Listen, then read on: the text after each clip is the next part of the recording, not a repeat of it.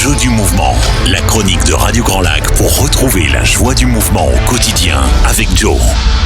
Et les camarades, j'espère effectivement que vous êtes en joie d'être en mouvement où que vous soyez, chez vous, tranquillement installé, ou dans votre voiture, ou peut-être au soleil avec des écouteurs dans les oreilles, pourquoi pas, puisque effectivement le temps s'y prête. Nous avons effectivement un très bel été indien, comme dans la chanson, et c'est vrai que forcément on en profite, ça fait du bien. Et rappelez-vous, on en était nous à notre dos, notre colonne vertébrale, et prendre le grand air, se balader au soleil, ça fait partie des choses qui sont très bonnes pour le dos.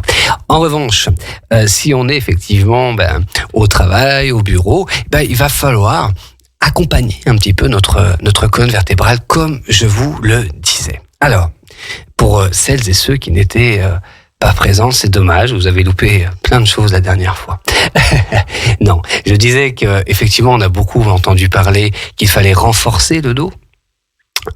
Comme je le disais, c'est une partie, effectivement, qui est importante, mais déjà, on n'a pas dit comment, et c'est ça que je vais vous expliquer un petit peu mieux, et puis que je vais vous proposer de regarder aussi à travers mes vidéos et mes accompagnements que je propose en ligne.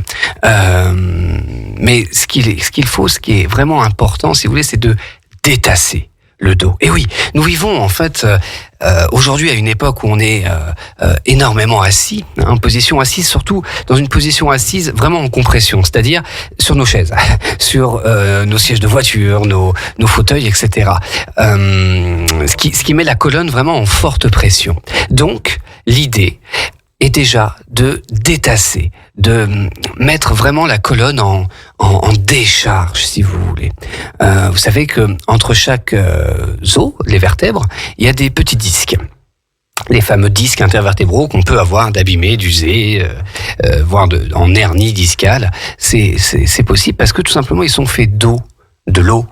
Et automatiquement, quand ils sont en pression, l'eau est évacuée. Et quand on décharge la colonne en dépression, l'eau est réabsorbée. C'est tout le principe en fait de mouvement qui doit se faire au sein d'un disque. C'est un petit peu comme une éponge qui devrait en fait perpétuellement être compressée, décompressée, compressée, décompressée. Voilà. Le truc, c'est que dans nos sociétés modernes, on est beaucoup plus en pression, si vous voulez, qu'en décompression. Alors, vous allez me dire, mais Joe, comment fait-on ? C'est très simple. Et ce sont des mouvements qui devraient être instinctifs, comme je vous l'ai dit, tous les mammifères le font.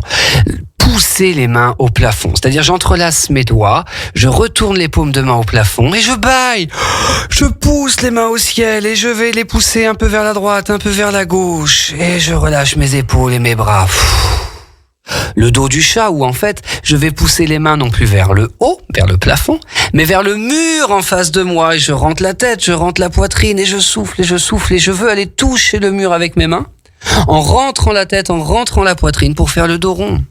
Vous répétez ça 5 secondes, 10 secondes, mais répétez une dizaine de fois par jour, vous entretenez votre colonne vertébrale. C'est aussi simple que ça. C'est-à-dire que vous malaxez, vous massez un petit peu votre colonne. En fin de compte, on parle de colonne, mais comme je vous le disais la dernière fois, au sens architectural, ce n'est pas une colonne, puisqu'elle est très très mobile. Elle a donc cette capacité, d'ailleurs, qu'on n'arrive pas à reproduire exactement en architecture, c'est qu'elle a la capacité d'être très solide, c'est-à-dire de pouvoir porter, et même on peut rajouter des charges sur son dos, mais en même temps, elle a une capacité de mouvement qui est énorme. Et donc, je vous l'avais dit et je vous le répète, il faut pour entretenir la colonne vertébrale maintenir des mouvements de flexion, donc d'enroulement vers l'avant, d'extension, c'est-à-dire de mouvement vers l'arrière. Ce qu'on fait moins souvent, ça consiste simplement à se pencher, aller regarder un peu son plafond avec les yeux, en gardant le menton relativement près de la gorge. C'est-à-dire pour pas trop solliciter les cervicales, j'essaie de me pencher en arrière, je vais regarder un peu le plafond, mais en m'imaginant tenir une petite balle sous le menton. Et puis progressivement, si je peux, j'irai même regarder le plafond qui est derrière moi, c'est-à-dire le mur. Et donc du coup, je m'entraîne progressivement à passer du plafond au mur derrière moi. Bon, l'extension doit se faire toujours gentiment, tout comme les flexions d'ailleurs. On doit être alerté à toute sensation de gêne, de douleur ou d'inconfort, évidemment.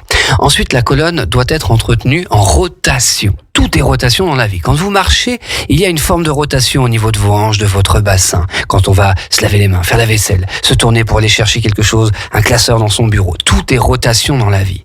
Il faut donc, en se grandissant bien, vous vous souvenez, l'image du fil, comme la marionnette qui est tractée au plafond, et tourner gentiment la colonne, comme si vous voulez, on essorait un petit peu la colonne. Allez, mais c'est pas un vieux torchon qu'on essore, c'est un linge en soie, vous voyez, c'est quelque chose de très doux, et on le tourne.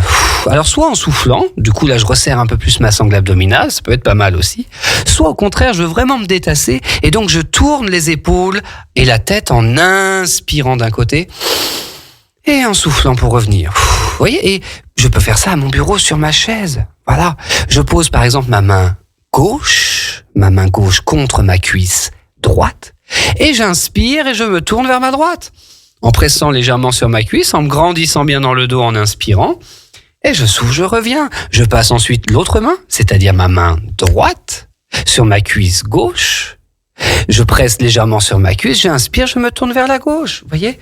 Et ça, ce sont des petits mouvements qu'on peut faire très très très régulièrement, et dites-vous bien que même si vous ne le faites qu'une seule fois, ça a un impact, ça a un intérêt. C'est ça qu'on a du mal à croire, c'est que on a tellement été habitué à cette idée du sport, il faut en faire au moins 30 minutes, 45 minutes pour que ça ait un intérêt. C'est pas vrai. C'est pas vrai. Chaque mouvement que vous faites a un impact. Votre système nerveux l'enregistre, la longueur de vos muscles l'enregistre. Bref, tout est enregistré dans nos systèmes, si vous voulez. Donc, évidemment, si vous le faites une fois par an, bien sûr, je vais pas vous dire, bon, ça n'aura pas un énorme impact. Mais si vous le faites 4-5 fois par jour, eh ben, sur quelques semaines, ça fait des dizaines de fois. Sur quelques mois, ça fait des centaines de fois. Sur des années, ça fait une énorme différence. Vous voyez ? Donc, flexion, enroulement devant, extension en arrière, rotation, donc droite et gauche, je me tourne, et ensuite inclinaison, où on appelle ça aussi les flexions latérales, c'est-à-dire que je reste droit et je me penche délicatement sur un côté, comme si je voulais aller chercher quelque chose le long de ma cuisse dans une très grande poche, comme si je voulais me gratter un peu le genou, le mollet en étant debout, voyez ? Et donc c'est une flexion latérale de la colonne. Voilà.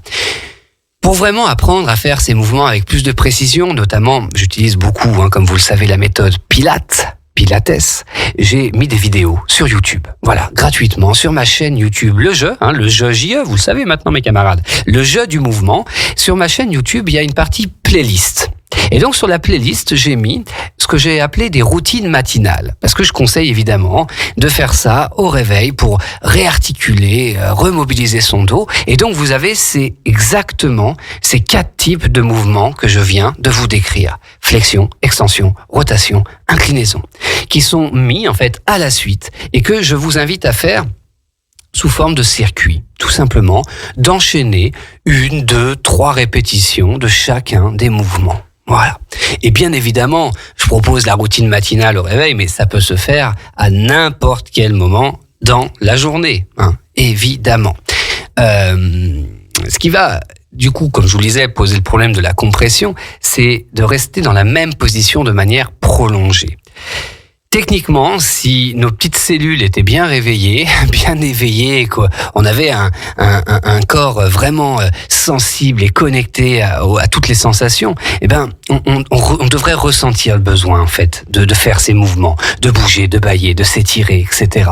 Et donc, je vous invite vraiment à incruster, si vous voulez, inclure ces petits mouvements dans votre quotidien, en voiture, au feu rouge. Bon, bien sûr, pas si vous êtes en train de conduire, attention, ne levez pas les mains au plafond si vous êtes en train de conduire. Mais voilà, c'est vraiment l'idée de prendre l'habitude.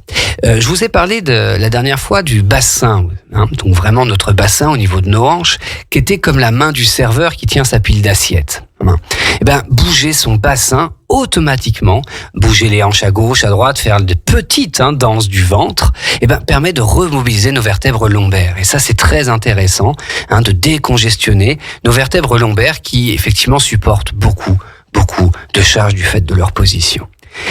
L'autre problème, c'est à l'autre extrémité, c'est la tête. Et notamment avec l'utilisation de nos téléphones portables. Et oui, La tête pèse. Oui, messieurs, dames, la tête pèse un certain poids. Du coup, quand on la penche en avant pour regarder son écran de téléphone, on surcharge en fait la colonne parce que c'est une histoire de bras de levier pour les plus mécaniciens d'entre nous. Du coup, on augmente en fait la tension sur la colonne vertébrale du fait du poids de la tête qui penche en avant. Techniquement, alors je sais, c'est pas très sexy, mais on devrait monter le téléphone à hauteur de nos yeux. Et oui, s'entraîner à taper autant que possible les messages avec le téléphone à hauteur des yeux. C'est-à-dire pour garder la tête, en fait, redressée dans l'axe. Sachez qu'à chaque fois que vous penchez la tête comme ça sur votre téléphone, vous mettez une surpression sur vos cervicales. Donc, l'idée est, autant que faire se peut, déjà pour lire ces messages, de monter le téléphone plutôt que de descendre la tête. Et ensuite, toujours avoir cette idée de la marionnette qui est un peu suspendue par un fil. D'une tête, moi j'aime donner l'idée d'une tête qui est légère comme une montgolfière. Voyez, qui monte.